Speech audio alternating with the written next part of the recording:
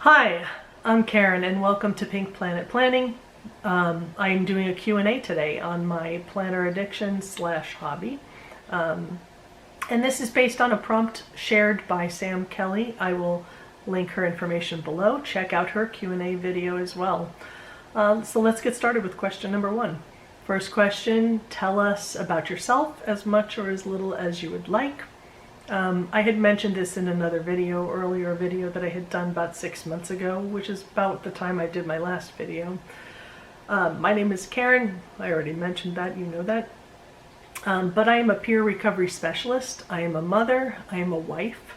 I mentioned a little bit about what a peer recovery specialist is. It is somebody with lived experience with serious mental illness and or addiction, and for me it's both. I'm in recovery from alcohol addiction. What year are we in? I guess it's been almost 17 years, I guess 16 and a half years now. And then, major depression, social anxiety disorder as well. And so with lived experience, I was working with people with serious mental illness, doing psychoed groups and one-on-one peer counseling, especially in wellness and health, physical health as well as mental health. I actually left my job March 13th because my husband's job with the federal government will be relocating out west, and that's another reason why I haven't done very many videos in a long time. There was a lot going on last fall. At the moment, the move is still planned for roughly the beginning of June of this year. However, we shall see as things unfold. Right now I'm in the throes of getting ready to put the house on the market next month in April. And that is another reason why I would much rather do a video. So anyway, number 2, how did I come across the online planner community? This kind of goes back a long ways. Historically, being somebody with anxiety disorder that was undiagnosed for decades, I had always, from the very beginning of my work life, somewhere around the early, not the late 80s, but in the early 90s, I had discovered Daytimer. And after Daytimer, I had discovered The 7 Habits of Highly Effective People by Stephen Covey. And through that, discovered the entire Franklin Covey world of planners. And it seemed that every time I found myself in a situation in life where I was becoming overly anxious or things were overwhelming, the first thing I would do, and also as an addict, the first thing that I would do is try to fix the problem, and I would try to do it by planning. And I would find myself many times, this was before the internet really, before online shopping, I would drive down to the Franklin Covey store, which was, maybe about a half an hour away, and buy an expensive planner with inserts, even if it was mid-year. That was always my solution, my go-to solution. So, fast forward to, I think it was around 2013, I also was in a very stressful point in life, and so the internet was there, and I may have Googled something like planning and planners or organizing your life with planning, and somehow I stumbled on A Bowl Full of Lemons by Toni Hammersley. And in it, she had posted her Filofax planner, which she was using, I think, for budgeting. And one thing led to another. I didn't know what the heck a Filofax was. I think maybe I had remotely heard of it. So I Googled what that was. Then I discovered whole online, actually I discovered YouTube videos, I think. So a whole world unraveled, and I realized that I used to think that I was alone, that I was the only one, that anytime I freaked out I would go get stickers or things or I would reorganize myself. I would reestablish my goals. I would redo my to-do lists. I always felt better and good for having gone through that planning process. And I loved planners, and I always loved office supplies, quite frankly, from the time I was a kid. But anyway, this whole community just opened up, so I joined some Facebook groups. I was quite active in several Facebook groups, and then at one point, around 2015, my brother became sick, terminally ill with brain cancer, and I kind of bailed on the whole planner community, which actually also gets back to the other question number 1, a little bit about me. I'm also a blogger, and I had been blogging about my recovery. also bailed on that right around the time my brother became sick. And so I'm only now getting back into, first of all, the planner community, and I'm starting to do videos online. And I'm also trying to get back to blogging. So long story short, that's when and how I got into the planner community. Have been away for a while, but I'm coming back. What are my current everyday carries? And I'm glad they put plural there, because this is mostly my everyday carry. This is a Filofax Personal Malden. At the moment, this is my personal carry. Until very recently, it was this, the Chic Sparrow Chocolate Cream B6 Slim. They're kind of interchangeable, only now this is mostly kind of record keeping or journaling, daily journaling, but I still have a planner set up kind of inside here so that, well, we'll discuss this in a future question. But anyway, these are my two everyday carries. Another sort of everyday carry is my Move journal planner. I just have a Leuchtturm in here in which I have set up different sections related to our move. And I'll share this with you hopefully in a video in the not so distant future. Okay, next question. What is your favorite type of pen? My favorite type of pen, I think, is called, it's either roller ball, or maybe it's a type of gel pen. I guess it's roller ball, but maybe it's called roller gel. I don't know a lot about pens, quite frankly, so I may be saying this wrong. If anybody knows the real answer, please correct me. But you'll see in my planners, I'm currently using the Zebra Sarasa pen, and I think it's called a roller gel or a rolling gel, something to that effect. And that's the one that I use most often. Which gets to question number 5. What is my most used pen? My most used pen is that. Unless, again, I am journaling. I recently purchased a fountain pen because I was so curious based on a lot of videos I had seen and a lot of really beautiful handwriting that I had, of people that I have been following on Instagram. So I went ahead and gave it a try, and I do like it. And I'm now journaling in cursive, which is interesting because I have not written in cursive probably since high school. And I just find it relaxing to do. I also find it, journaling in cursive makes me be more deliberate, and it helps me process my thoughts a little bit slower.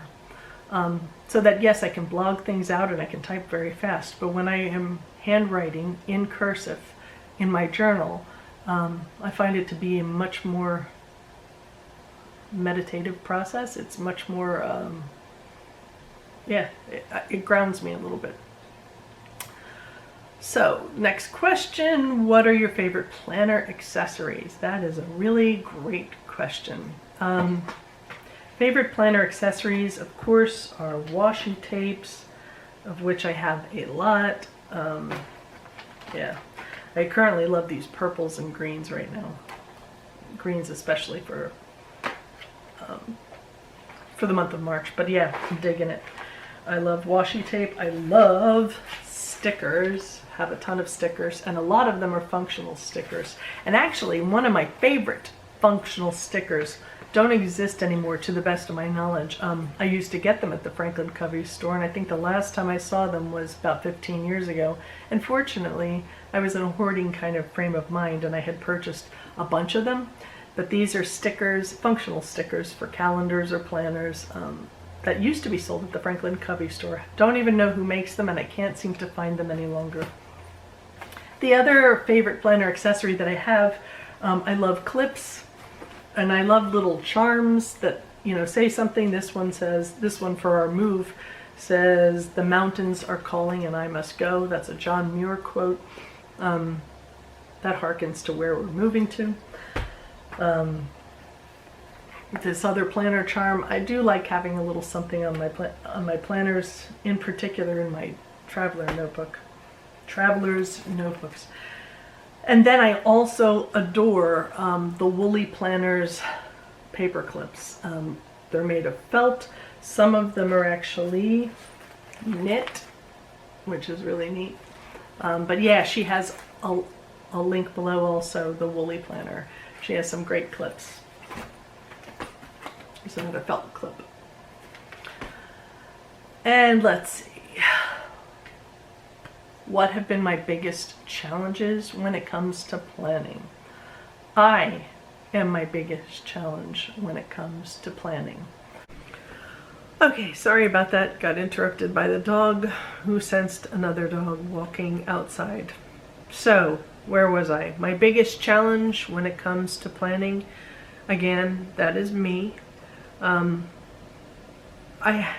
I enjoy planning, and planning is a great thing, and planning can help you achieve in life the things that you really want to achieve in life, and it can help you organize your life so that you can achieve the things that are the most important to you. On the other hand, when like anything, too much of anything is not a good thing. Yes, even planning. And sometimes I find myself getting so carried away by the planner part and maybe even the decorating part that I lose track of the doing part or the acting part. And that is my biggest challenge. Not just with my own planning and getting wrapped up into making too many lists or, over analyzing things. I do have a tendency to overanalyze things, but also getting caught up in the decorating part and using planning as, a delay or procrastination tool rather than as a tool for achieving things. So that is my biggest challenge, staying on track. Next, what do I do if I'm in a planner funk? I think initially a lot of times I'll find myself switching planner covers. I may go from the pear Malden to a different color Malden, or even at extreme cases, switching completely to a traveler's notebook versus the rings. Those are extreme cases. Extreme, that's a funny word. Sometimes too, when I'm in a planner funk, it isn't just a matter of changing out my color for the season the way you might change shoes. It's something deeper, and perhaps it's just an overall funk, and I need to revisit my goals and see how they relate to my mission and the overall trajectory that I want my life to go in. So sometimes it is a matter of actually planning even more or diving deeper and maybe into journaling and self-reflection. Number 9, what do my loved ones think of my planning hobby? I wish my loved ones were here in the room at the moment to be able to answer that for you. I think they tolerate it. I think they think it's just another mom Karen thing. And I know sometimes nowadays they not just tolerate it, they enable it, at my birthday and at Christmas time. So, number 10, if you have taken any personality tests, what are the results? I've taken the Myers-Briggs, I think it's called Myers-Briggs Type Indicator test, something to that effect. And I'm an INFJ, which stands for introverted, intuitive, feeling, judgmental, not judgmental, judging. And the interesting thing is I've taken it multiple times. I've taken it with a therapist. I've taken it at college in the Career Center. And then I've also taken some lighter versions online, and every time I've come up an INFJ, but each time my I and my E, my introvert versus my extrovert, are roughly close to being the same, but I'm slightly higher on the I side. Just interesting. Interesting especially because in my job, when I was working, it was a very social job, and I found myself depleting my extrovert side and needing to recharge with my introvert side at night. But I was able to balance it pretty well, as long as I got enough introvert time during my day to recharge. And that's another thing too. If you are at all unclear about what you would like to do in terms of a career or even in terms of pursuing a college degree, I think taking the Myers-Briggs personality test can be very helpful. In fact, there's even a book, and I will link below the author and the title. I don't remember the specific. Oh no, the title is Do What You Are, but I don't remember the author.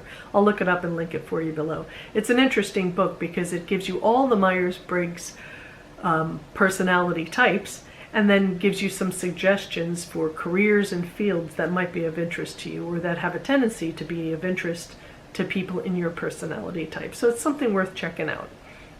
The more self-exploration you do, the better. And number 11. At the time that these questions were written, many of us are practicing social distancing. Very true. In light of that, what shows or movies would you recommend? I recommend any that are uplifting or inspiring or anything that's going to make you laugh. And the ones that I'm currently watching are, I'm going back to a lot of Andy Griffith's show because I find that to be a very comforting comedy show from the 60s. I remember watching reruns of it as a kid, so it kind of brings back old memories. And kind of like along those lines, The Golden Girls I also find unbelievably entertaining. The other thing that I've been watching a lot of, well, that I always watch a lot of, is Star Trek. And one of the things that I like about Star Trek now, of course, you know, my youth, I never checked out Star Trek and I always thought it was cheesy. But one of the things that I love most about Star Trek is that it presents a future for humanity. A future where we get beyond all of this muck of the 21st century. And we actually not only make it past all of the issues that we have right now, but we end up thriving and exploring and experiencing a whole rest of the galaxy. And so it kind of oddly gives me hope for the future of humanity and what we could be. So if you haven't checked it out because you thought it was a little bit cheesy and maybe you've seen pictures coming out of some of the conventions and you think people are just plain old nuts, give it a try. What the heck? You know, you have the time now, so you may have the time now. Okay, the next section is the lightning round, functional versus fancy. I would say functional. Glue stick versus tape runner. Tape runner, because I always make glue stick. Somehow the paper ends up getting crumpled up. I can't glue stick very well. I glue stick like a 4-year-old. Cover versus no cover. Cover. Stamps versus watercolor. Stamps in my planner, but I do want to learn watercoloring as an art. Stickers versus washi. Stickers. So that's it. Thanks folks for watching, and I will post any relevant links below. Take care, stay safe, and have a wonderful day.